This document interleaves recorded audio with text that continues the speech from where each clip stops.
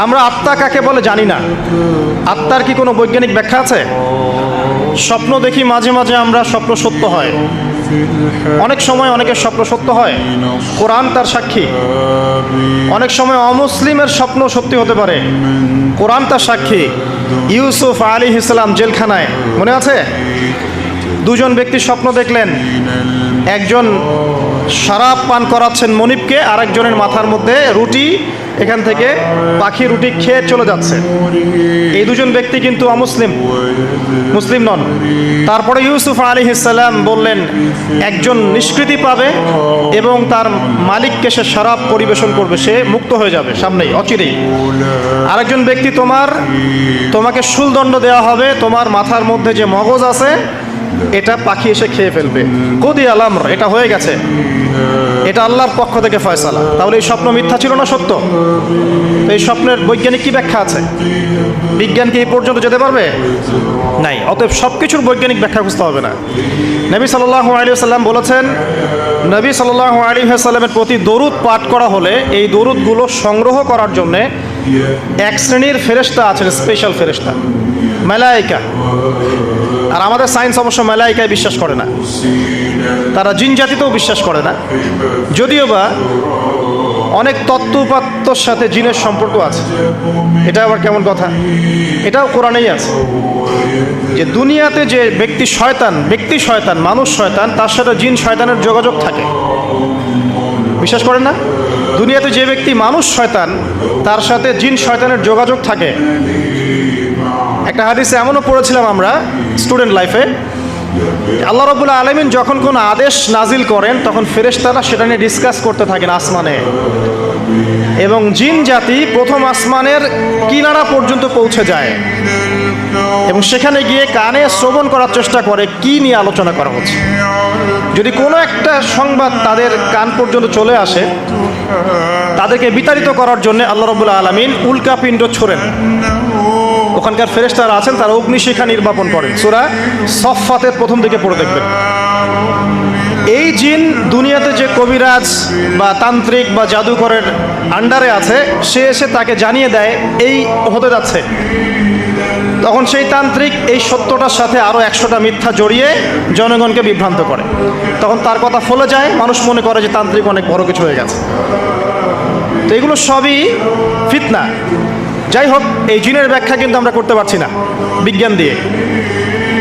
নবী করিম সাল্লাল্লাহু আলাইহি ওয়াসাল্লাম বলেছেন, এক শ্রেণীর স্পেশাল ফেরেশতা আছেন যারা দরুদগুলোকে সংরক্ষণ করেন।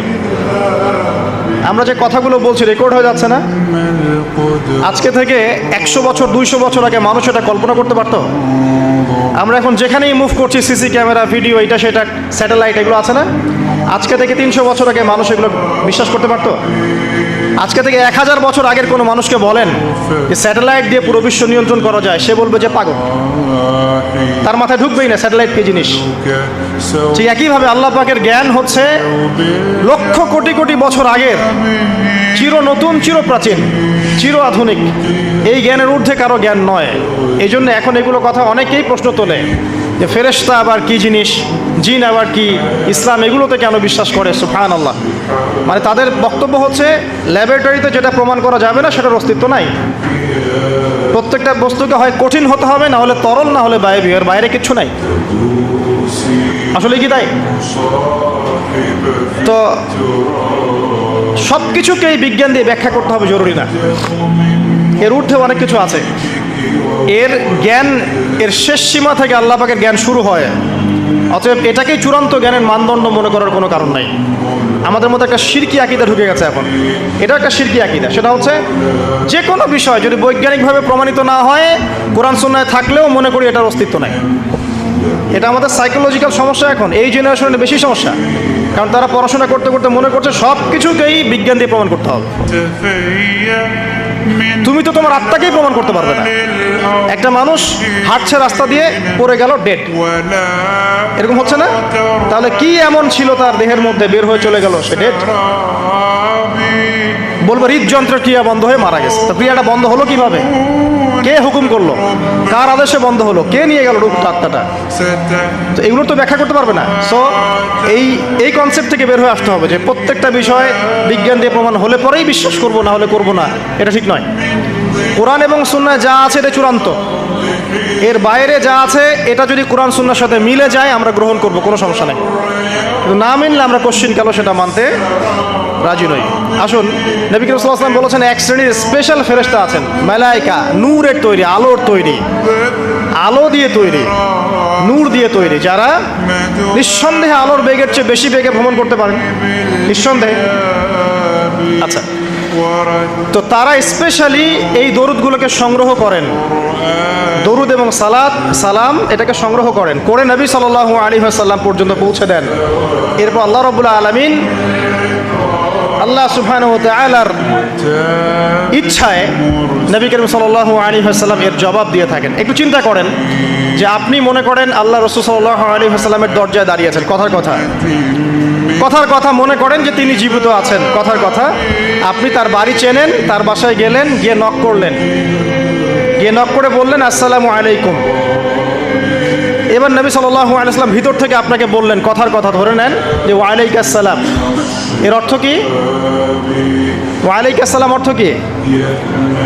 আপনার উপরেও শান্তি বর্ষিত হোক।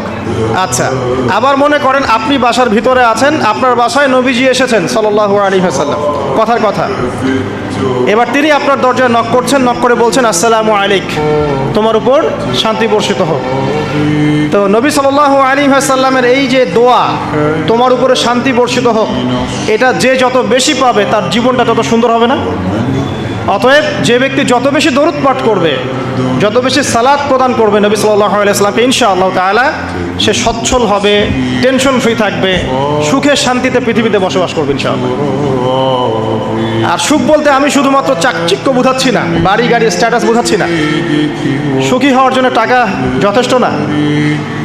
অনেক সময় দেখবেন কোটিপতি মানুষ সুখী নয়, একজন ভ্যান চালক সুখী। সুখ টাকা দিয়ে কেনা যায়? সুখ বলতে মনের সুখকে বোঝানো হচ্ছে। আল্লাহ পাক আমাদেরকে বোঝার তৌফিক দান করুন।